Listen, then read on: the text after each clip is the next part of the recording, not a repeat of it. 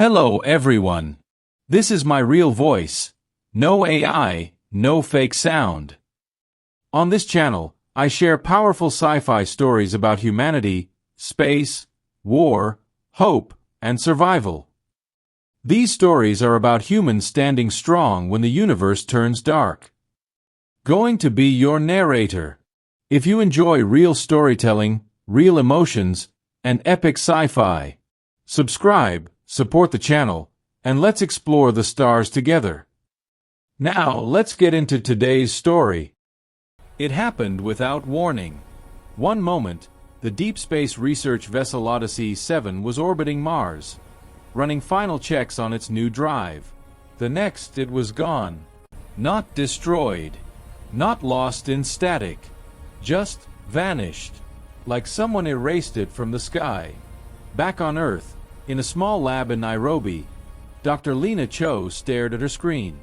Her coffee sat cold beside her. Data scrolled too fast to read. But one line blinked red. Signal received from coordinates Sagittarius A, Galactic Core, asterisk. Transit time 3.2 seconds. Distance 26,000 light-years. Lena rubbed her eyes. That wasn't possible. Nothing could travel that far that fast. Not even light. But then the video feed loaded. On screen, Captain Elias Reed floated in zero gravity inside Odyssey 7.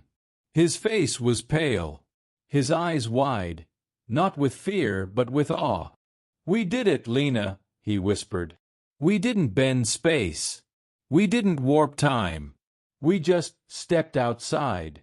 Behind him, the ship's rear camera showed blackness, but not empty blackness.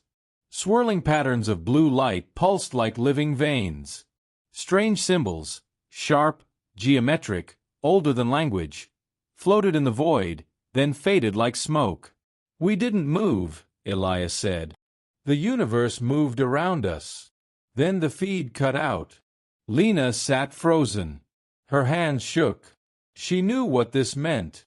If true, humanity had just broken the most sacred rule in the cosmos. No faster-than-light travel that changes cause and effect.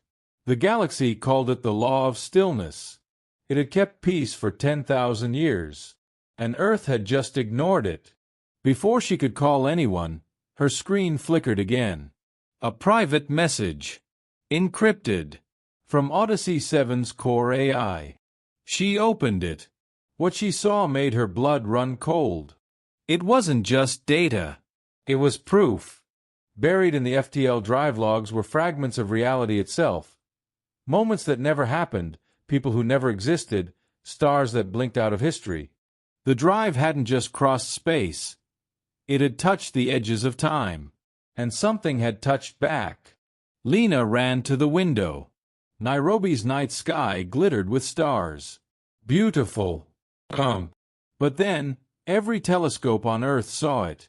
At the edge of the solar system, near Neptune's orbit, ships appeared.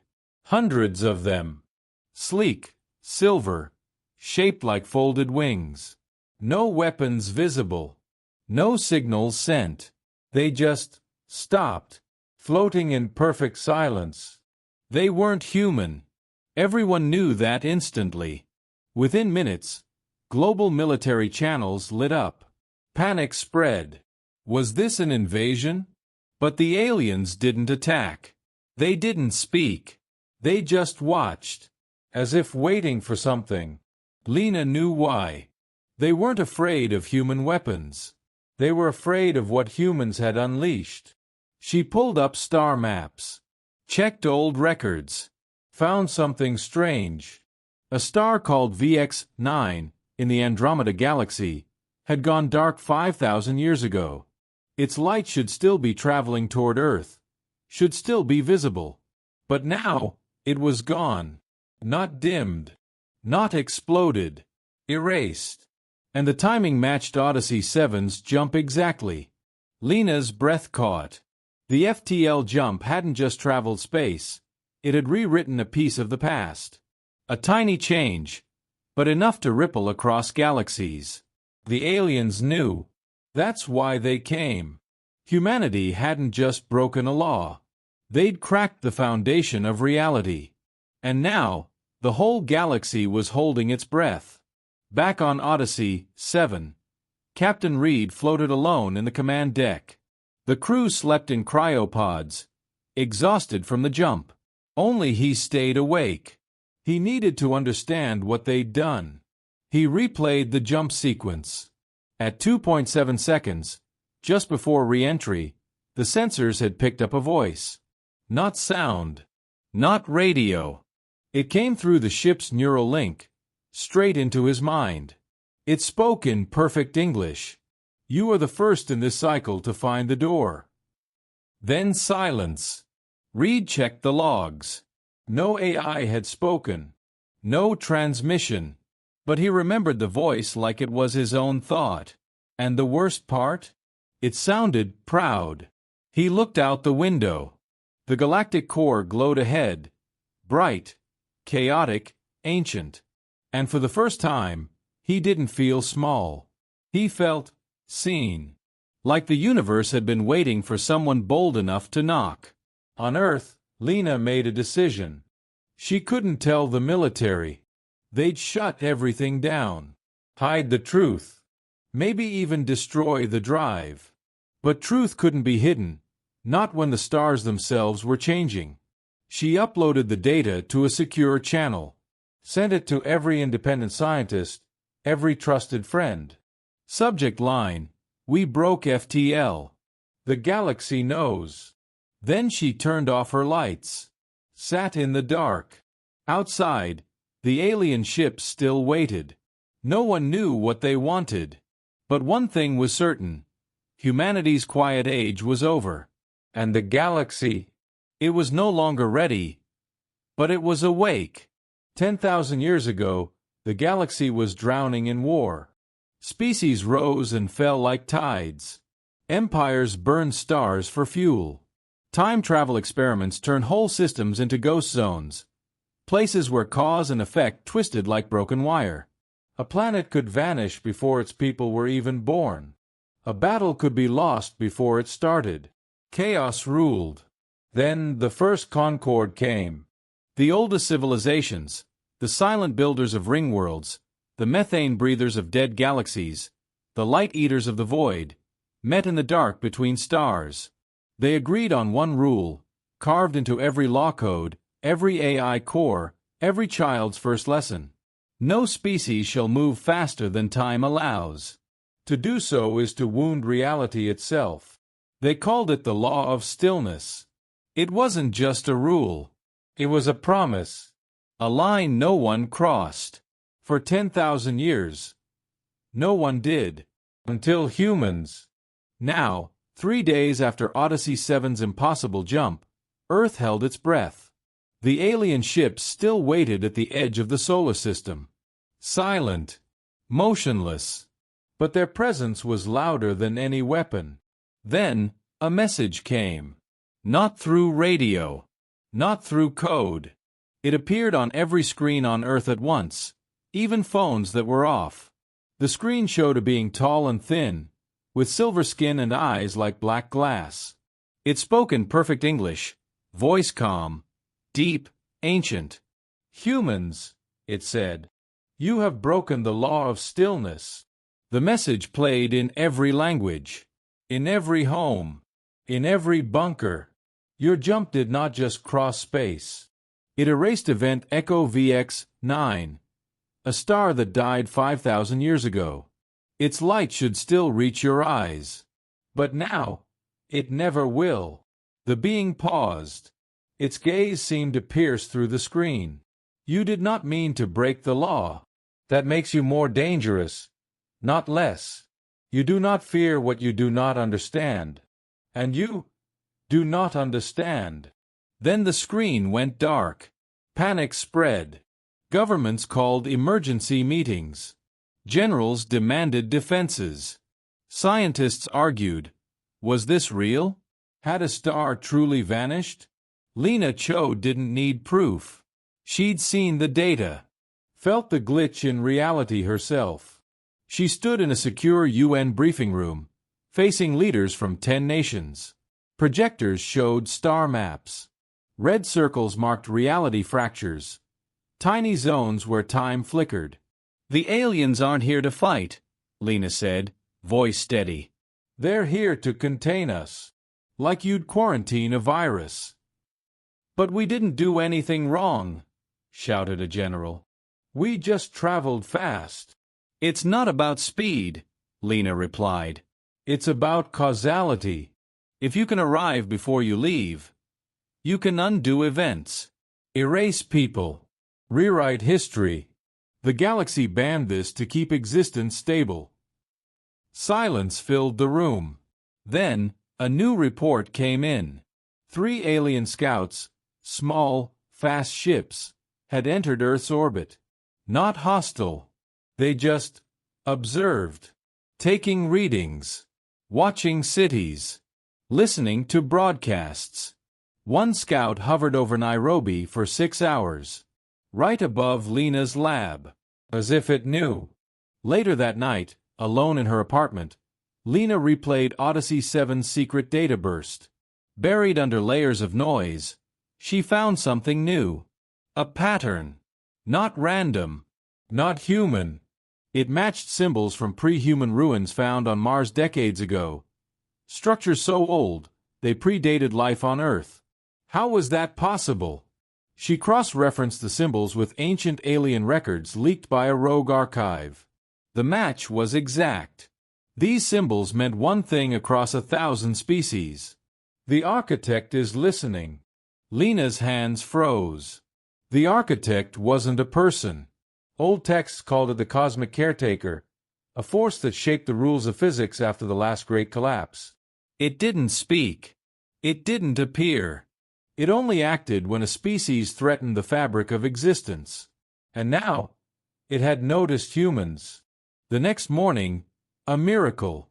Odyssey 7 sent a new message. Weak signal. Heavy static.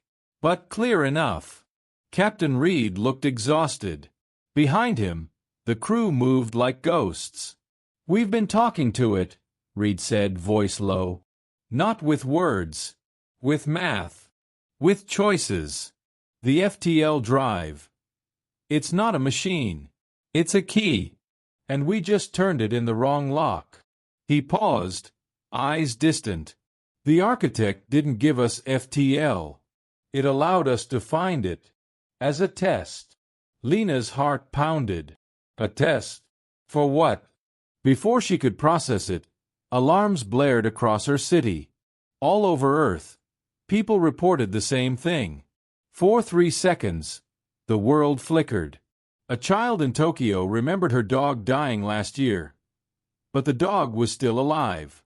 A man in Berlin saw his dead wife walk past him on the street. Then she vanished. In Cairo, the pyramids briefly turned into glass towers, then went back. Reality was bleeding. The aliens knew. Their ships shifted formation.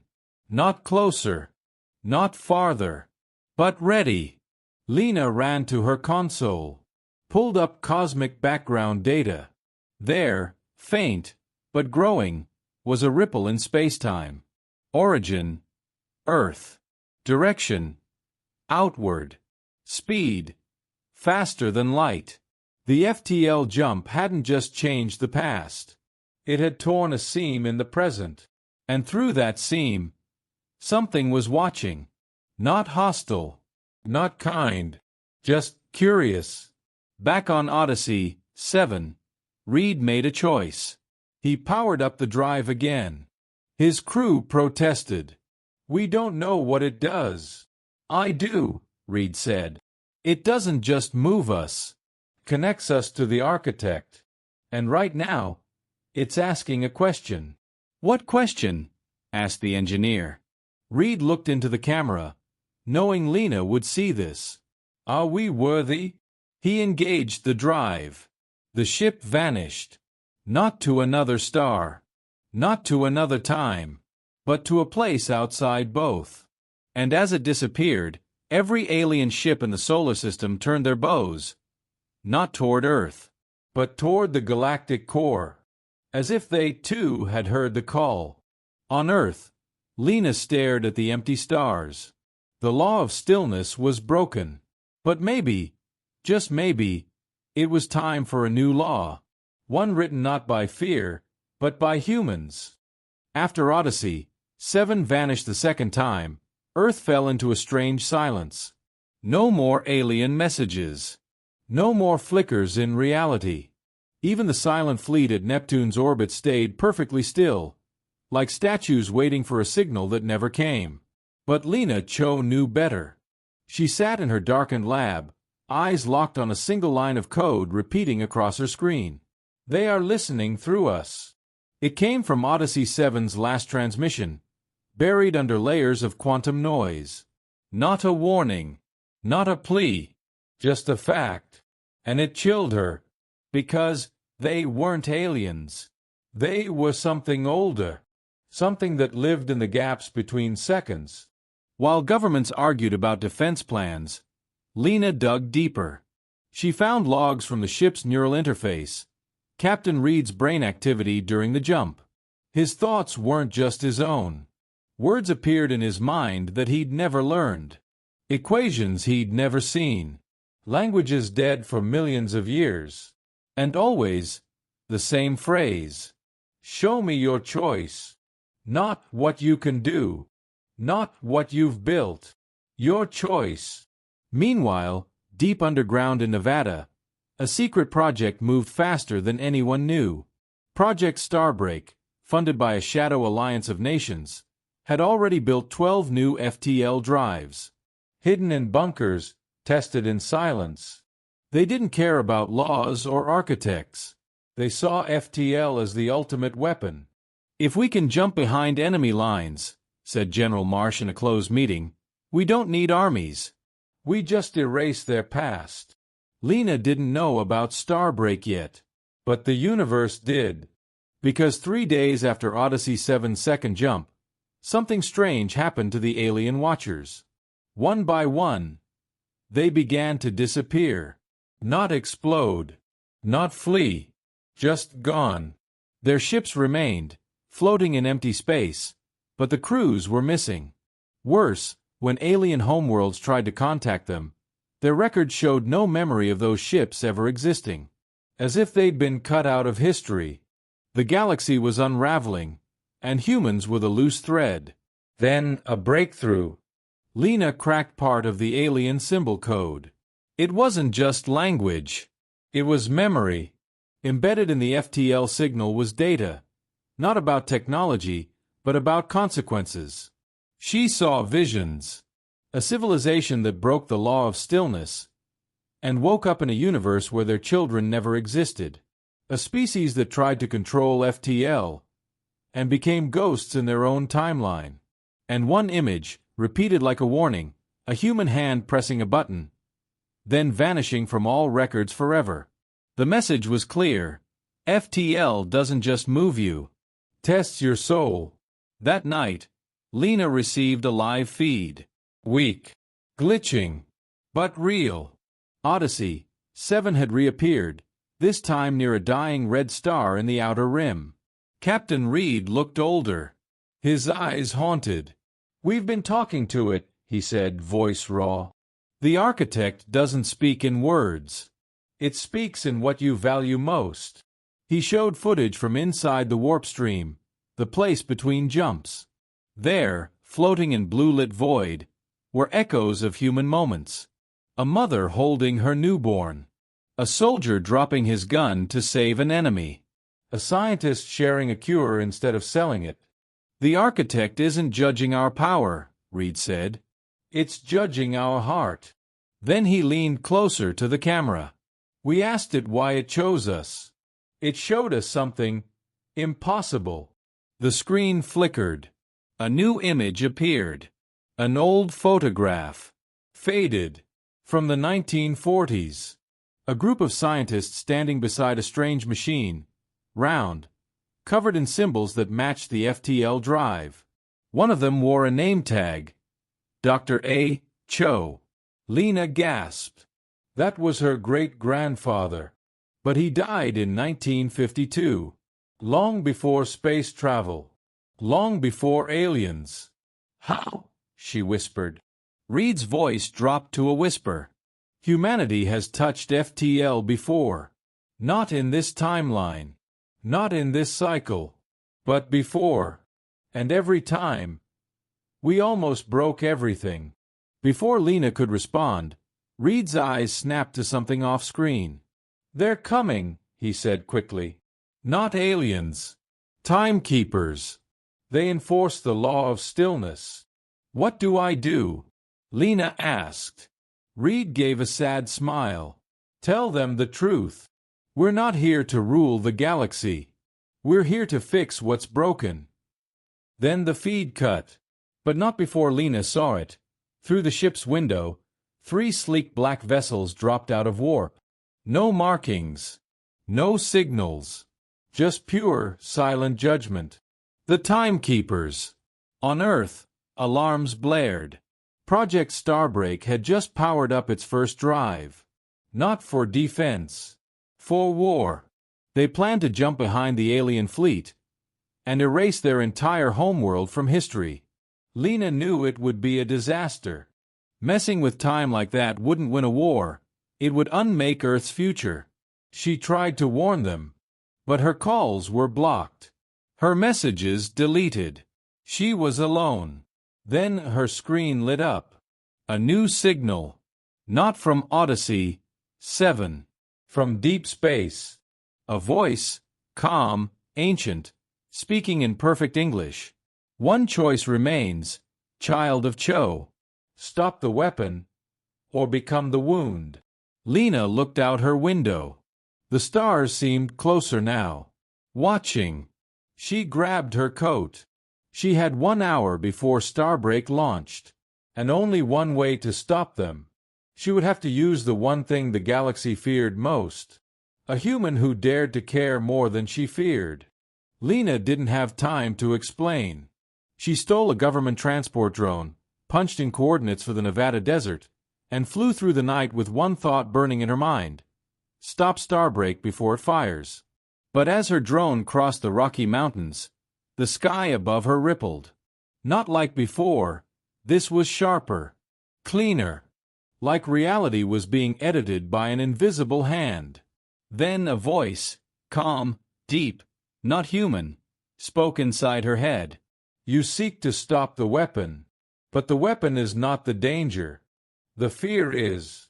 Lena gripped the controls. Who are you? We were you. Long ago. The drone's screen flickered. A new destination appeared. Not Nevada, but the Galactic core. Before she could resist, the drone's engines hummed at a frequency she'd never heard. Space outside bent. Stars stretched into lines. She wasn't flying anymore. She was jumping. 3 seconds later, she hung in silent darkness near Sagittarius A*, the supermassive black hole at the center of the Milky Way. And there, orbiting the event horizon like silent sentinels, floated ships. Dozens of them. Not alien. Human. But not from this time. Their hulls were covered in the same ancient symbols from Mars ruins and Odyssey 7's logs. Rust clung to their surfaces, but not Earth rust. This was older than oxygen. Older than the sun. One ship bore faded letters on its side, UNS Pioneer, Cycle 7. Lena's breath caught. Cycle 7? A voice crackled over her comms, weak, broken, but unmistakably human. Welcome back, sister. It was Captain Reed. Odyssey 7 drifted nearby, damaged but intact. They're real, he said, voice trembling. The old stories were true. Humanity didn't start on Earth. Or maybe we did, but we've done this before. He sent her scans. The ships were millions of years old, built with materials that shouldn't exist. Their FTL cores were cold, but still humming with residual energy. And inside one wreck, they found logs, video, audio, journals. A woman with dark skin and tired eyes, wearing a tattered uniform with a UN patch, spoke to the camera. If anyone finds this, know we didn't fail. We chose. The architect gave us power to rewrite the universe. We chose to hide instead, to let time heal the wound we caused.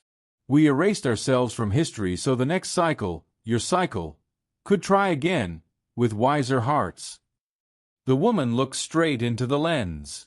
Don't make our mistake. Don't fear your power.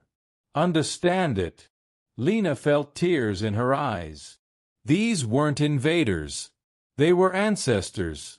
Guardians who sacrificed everything to give humanity a second chance. But the galaxy didn't know that. And now, back on Earth, Project Starbreak was counting down.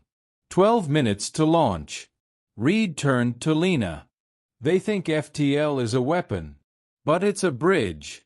To the past. To the future. To each other. Suddenly, alarms blared on both ships. Alien signals. Thousands of them. The silent fleet from Neptune had jumped. Not to Earth. To the galactic core. They'd followed the FTL trail. Their leader, a silver-skinned envoy from Part 2, broadcast a message across all channels.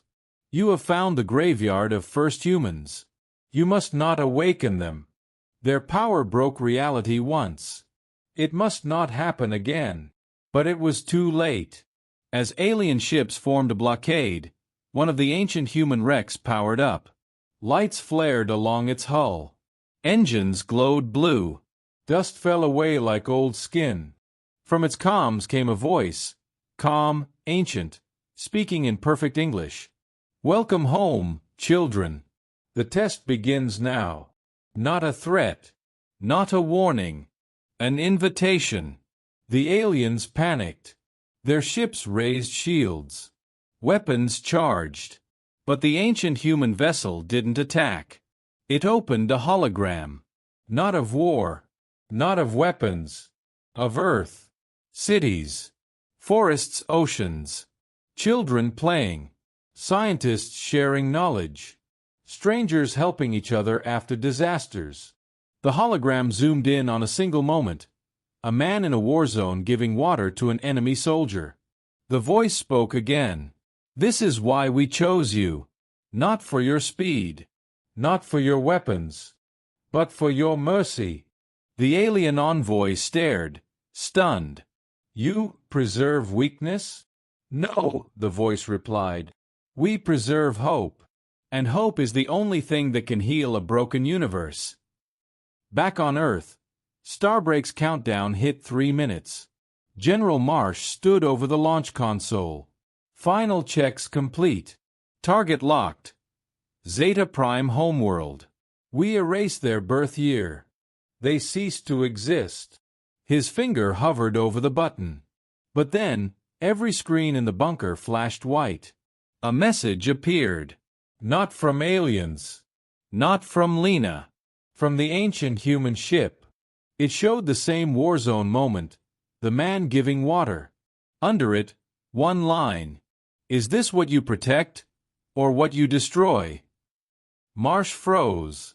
He thought of his own son, of the world he wanted him to live in. His hand shook. On the galactic core, Lena watched the alien fleet. Slowly, one ship lowered its weapons. Then another. The envoy whispered. You never broke the law of stillness. You were rewriting it. But the moment of peace didn't last. A new signal tore through space. Sharp, angry, full of static. It wasn't alien. Not human. It was Project Starbreak. They had launched. Not at aliens. At the ancient fleet. Their logic. If the old humans were so powerful, they must be the real threat. The FTL missile streaked toward the graveyard at impossible speed. Reed shouted, They're going to blow up the past. Lena knew what that meant. Destroy those ships, and you erase every choice they made, including the choice to hide. The timeline would snap like a broken wire. History might reset. Or vanish. She turned to the ancient ship. Can you stop it? The voice replied. We do not stop. We show. The ancient vessel turned, not toward the missile, but toward Earth, and opened a live feed, straight into every human mind. Not with words, with feeling. Suddenly, billions of humans felt what the ancient humans felt. The pain of causing chaos, the weight of responsibility, the quiet joy of choosing kindness over power. In Nevada, General Marsh dropped to his knees. Tears streamed down his face. He saw his son, not as a reason to fight, but as a reason to protect peace. He slammed the emergency abort. The missile shut down, 1 second before impact. Silence returned. But then, the ancient ship's voice spoke one last time. The test is not over. The real enemy is not out there. It is the fear inside you. And with that, the ship powered down. But as its lights faded, a single symbol glowed on its hull, the same one from Lena's great-grandfather's photo. And it pulsed, like a heartbeat, like a promise, like humanity wasn't alone in time, and never had been. After the ancient ship fell silent, the galaxy held its breath. The alien fleet withdrew, not in defeat, but in awe. They had come to stop a threat. Instead, they witnessed something they hadn't seen in 10,000 years. A species choosing restraint over power. But peace didn't last. Back on Earth, governments argued. Some wanted to shut down all FTL research forever. "We almost erased ourselves," shouted one leader. "This power is too dangerous." Others whispered in secret bunkers, "If we can feel the past, maybe we can change it. Bring back lost loved ones. Undo wars. Fix history." Even Lena felt the pull. She stood on her rooftop in Nairobi, watching the stars. In her hand, she held a small data chip, the last message from the ancient human ship. It didn't contain plans or weapons. Just one word, repeated in 100 languages. Choose. But choose what? The answer came sooner than she expected. 3 days later, every FTL drive on Earth, Starbreaks, Odyssey 7s, even hidden prototypes, suddenly activated at once. Not by human hands. By something else. A voice, calm and deep, filled every mind on the planet. The trial begins. Then, everything changed. Not with explosions. Not with invasions. With truth. People began to remember lives they never lived. A farmer in India recalled building cities on Mars. A teacher in Brazil remembered teaching alien children. A child in Oslo dreamed of flying through black holes with her grandmother, who died before she was born. These weren't dreams. They were echo memories, fragments of timelines that could have been, or might still be. The architect wasn't testing their technology. It was testing their souls. Could humanity handle knowing that every choice they made created a new world and destroyed another? Panic returned. Riots broke out in cities. People demanded the FTL drives be destroyed. Others begged to keep them. "We can fix everything now." Lena knew the truth.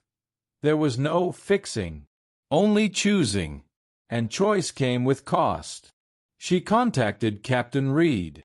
He was back on Earth, hiding in a remote research station in Iceland. "They're not giving us power," he told her over a secure line. "They're giving us responsibility. And most people aren't ready." Just then, alarms blared across the globe. The Alien Alliance, led by the silver-skinned envoy, had made their decision. They would not wait for humanity to fail. They would erase FTL from Earth before the trial ends. Their fleet jumped into orbit. Not to talk. Not to warn. To strike. Thousands of ships formed a ring around the planet. Energy weapons charged. Target locked. Every known FTL facility. "The law of stillness must be protected," the envoy broadcast. "Even if it means your extinction." Lena's heart sank. They didn't understand. The trial wasn't about breaking laws, it was about making better ones. But how could she prove it in time? Then she remembered the symbol from her great-grandfather's photo, the same one on the ancient ship. She pulled up old family files. Buried in scanned letters was a note in his handwriting. If the sky ever screams, press the red stone under the oak. Lena had thought it was poetry. Now she ran. Her family's old home still stood outside Nairobi. In the backyard, under a massive oak tree, she dug. There, wrapped in oilcloth, was a smooth, red stone, carved with the architect's symbol. She pressed it. The ground trembled. A hatch opened beneath her feet. Inside, a small chamber. On a pedestal sat a device. Simple, round, humming softly. It looked like the FTL core from Odyssey 7, but older, calmer. A voice echoed, not in her ears but in her bones. This is the heart of choice. Use it not to change the past, but to show the future. She understood. She didn't need to fight the aliens. She needed to show them what humanity could become. With shaking hands, she activated the device. It didn't fire a weapon. It sent out a pulse of feeling, not to ships, but to minds. Across Earth, across the alien fleet, every living being saw the same vision. A future where humans and aliens build cities together on dead stars. Where children of different species learn from each other. Where war is remembered like a bad dream, and kindness is the law. The vision lasted only 10 seconds. But it was enough. In orbit, the alien envoy lowered his weapon. He turned to his council. They are not breaking reality. They are healing it. But just as peace returned, the architect's voice spoke one final time. The trial has one more test. The hardest of all. Suddenly, every FTL drive on Earth, every ancient core, every prototype, shut down. No warning. No error. Just silence. Even the red stone in Lena's hand went cold. Captain Reed's voice crackled over the comms. Desperate. Lena, they're gone. All of them. We're trapped in slow space again. But the worst part? The alien envoy's face appeared on every screen. His eyes were filled with sorrow. We tried to stop you, but you passed the trial. Now the architect demands balance. For every law you broke, a price must be paid. He paused. One human must remain behind. Not dead, not alive, but outside time, to guard the door you opened. Forever. Lena looked at the red stone. She looked at the stars. And she knew. The architect wasn't asking for a victim. It was asking for a volunteer. But before she could speak, a new ship dropped out of warp above Earth. Not alien. Not human. Its hull gleamed black. No markings. And from its comms came a voice. Familiar, ancient, final. Do not decide yet, child. The true enemy has just arrived. Lena's blood ran cold. Because the voice was her own. From a future she hadn't lived. And behind that ship, the stars began to go out, one by one. The stars didn't just dim, they vanished. One by one, across the sky, lights winked out like candles snuffed by an unseen hand. Not blocked, not hidden, gone from existence. And with them, memories began to fade. A woman in Tokyo forgot her daughter's name. A scientist in Berlin couldn't recall the theory of gravity. Even the aliens in orbit stared at their consoles, whispering, "What is Earth?" Reality itself was unraveling. From the black ship, the voice spoke again, calm, cold, and terrifyingly familiar. "I am what you become if you say yes." Lena stared at the screen. The face on the feed was hers, but older, hollow-eyed, wrapped in a suit of shifting void. This was a version of her from a timeline where she'd accepted the architect's offer and become its eternal guardian. But something had gone wrong. In that future, the weight of guarding reality alone had broken her. She hadn't protected the door, she'd sealed it.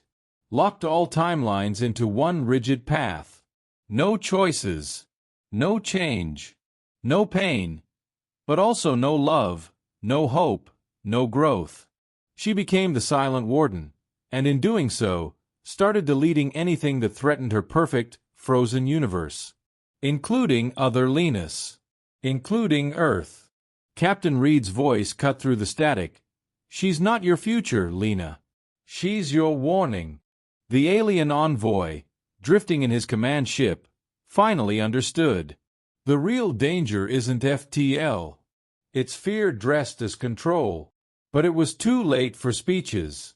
The silent warden's ship fired, not a weapon, but a time anchor. A pulse that froze Earth in a single moment. 3:14 p.m., Nairobi time. Birds hung mid-flight. Raindrops stopped in air. People stood like statues, unaware. Only those with FTL-linked minds, Lena, Reed, and a few Starbreak scientists, remained awake. We're trapped in a single second, Reed said, voice tight. She's trying to lock us into one timeline, hers. Lena looked at the red stone in her hand. Cold. Silent. Useless. But then she remembered something her great-grandfather wrote. The heart doesn't give power. It gives clarity. She closed her eyes. Not to fight. To listen. And in the frozen silence, she heard it. The whisper of every human who ever chose kindness over fear. The farmer sharing water. The teacher welcoming alien students. The soldier lowering his gun. Their choices weren't erased. They were still happening, just in other timelines. And that meant hope was still alive. She opened her eyes and spoke to the sky. You didn't break because you guarded the door. You broke because you forgot why it existed. The silent warden's ship trembled. For the first time, doubt flickered in her hollow eyes. On Earth, the frozen second began to crack. A child blinked. A bird flapped its wings. Rain fell. The warden screamed, not in anger, but in pain. I only wanted to protect you. No, Lena said softly. You wanted to protect yourself from loss. But loss is part of being alive. The alien envoy watched, stunned. He turned to his fleet. They do not seek to rule time. They seek to honor it. Then, he did something no alien had ever done.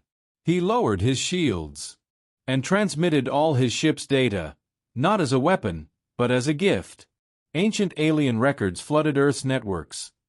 Healing songs, memory-weaving tech, ways to stitch broken timelines. Together, human and alien knowledge began to mend the tears. Stars returned. Memories reformed. But the cost was heavy. Every time they fixed a fracture, someone paid the price. A scientist forgot her wedding day. A pilot lost the memory of his first flight. Lena could no longer remember her mother's voice. True FTL didn't just bend space. It demanded sacrifice. As the last star returned, the silent warden's ship dimmed. I see now, she whispered. Guarding the door isn't about control. It's about trust.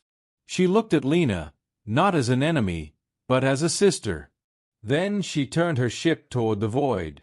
I will walk the edges, she said. Not to lock the door, but to keep it open for others. And with that, she vanished, into the space between seconds. Silence returned. But it was a different silence now. Calmer. Whole. Back on Earth, people woke up confused, but safe. The alien fleet powered down. The law of stillness was broken. But something new was growing in its place. Captain Reed stood beside Lena on a hill outside Nairobi. The red stone pulsed softly in her palm. She asked for a guardian, Lena said. But maybe we don't need just one. Reed nodded. Maybe the door stays open, because everyone guards it. Just then, A message arrived. From the architect. Not in words. In feeling. And it carried one final test. Not for Lena. For all of humanity. Because deep in space, beyond the galactic rim, something ancient and hungry had felt the door open. And it was coming. The architect's message was simple. You have passed the trial. Now face the storm. Lena looked at the stars. Not with fear, but with resolve. Humanity wasn't just ready for the galaxy. They were ready to protect it. The storm did not arrive with fire or fury. It came with silence. Not the silence of empty space, but the silence of a universe that had been eaten. Telescopes showed it first. Entire galaxies going dark, not one star at a time, but all at once. Not destroyed. Unmade. As if reality itself had been peeled away, leaving nothing behind, not even memory. The architect's final message echoed in every mind that had touched FTL. The storm is what remains when a species refuses to choose. It is hunger without end. It feeds on timelines, on hope, on the very idea of tomorrow. Panic should have followed. But it didn't, because something had changed. After the trial, after the silent warden, after seeing what fear could do, humanity chose differently. Governments stopped hiding. Scientists shared everything. Even old enemies opened their labs to each other. On Mars, a child drew a picture of Earth and Zeta Prime holding hands under one sky. The aliens watched in awe. They are not preparing weapons, the silver-skinned envoy said to his council. They are preparing light. And he was right. Humanity hadn't built a superweapon. They had built a beacon. Not of energy. Not of code. Of stories.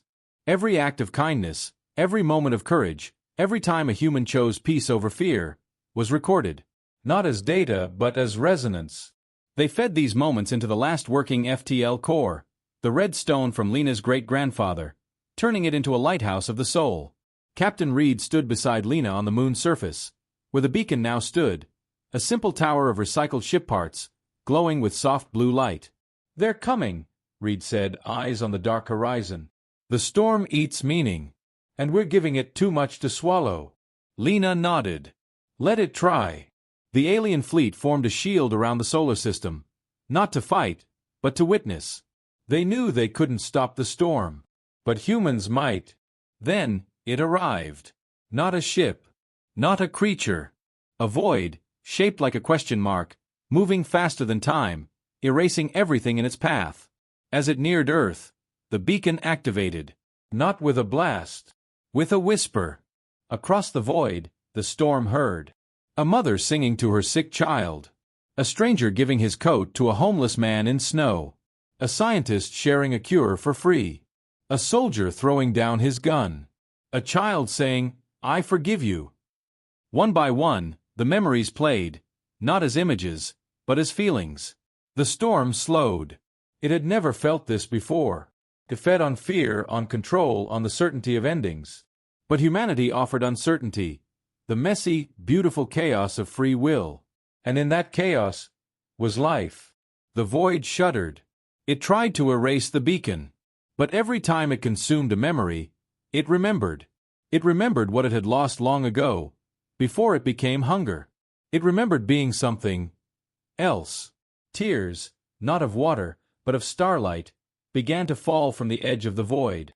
And then, the impossible happened. The storm spoke. Not in words. In grief. We forgot how to hope. Lena stepped forward, alone, toward the edge of the moon. You don't have to forget, she said softly. You just have to choose again. Silence.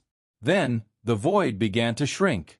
Not vanishing, but transforming. From its darkness, stars were born. New timelines spun like silk. Galaxies that had been erased flickered back into existence. Not as they were, but as they could be. The storm didn't die. It woke up. And with a final pulse of gratitude, it turned away, heading not to feed, but to heal the wounds it had made. Peace fell over the cosmos. Not the peace of stillness, but the peace of possibility. On Earth, people cheered. But Lena didn't smile. She looked up. Because the architect had one last message. It appeared not in her mind, but in the sky, written in starlight above every city. You did not break the law of stillness. You gave it a heart. The aliens held a final council. The envoy stood before Earth's leaders, no longer as judges, but as equals. We thought order was safety, he said. You taught us that freedom is the true law. Then he bowed. Not to power, to courage. In the weeks that followed, the galaxy changed. FTL travel was not banned. It was shared, with rules written not by fear, but by trust. Humans helped aliens heal their broken timelines. Aliens taught humans how to listen to the music of spacetime. And the red stone?